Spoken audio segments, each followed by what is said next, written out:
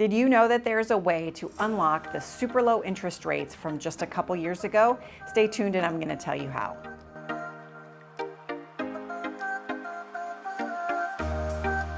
Hi, Kathy Palmer, and today we're going to talk about assuming mortgages. At the end of 2023, more than half of the mortgages in the United States were under 4%. Right now, if you were to take out a new mortgage, you'd probably be looking in the 7% range. So if you can assume one of these other mortgages, you would be saving yourself tens of thousands of dollars just in interest alone. So what loans are assumable? Most conventional loans are not assumable. FHA, VA, and USDA loans are assumable if the buyer qualifies. So let's talk about how this works a little bit.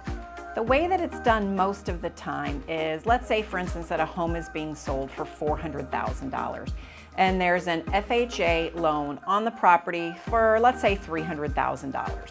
The $300,000 portion of the loan would be assumed by the new buyer as long as they qualify. And the remaining equity that the seller has, so the $100,000, needs to either be paid in cash or as a second mortgage from the buyer. That second mortgage is likely going to be more of our market rate now, let's say a 7% or so. But still, you'd be saving a lot of money by having the bulk of it at that lower rate. VA loan assumptions work in a similar way, and you don't have to have ever served in the military in order to assume a VA loan. So how would you go about doing this? First, you need to find a property that has the potential of having an assumable mortgage. And then you need to go through the same qualifications to make sure that you will qualify for that mortgage by providing your documentation and all that.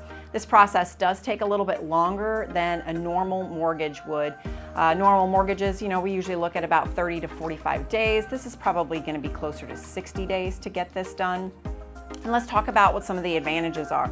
Well, obviously the pro is that you have a lower interest rate, which can save you a ton of money, but it can also increase your buying power.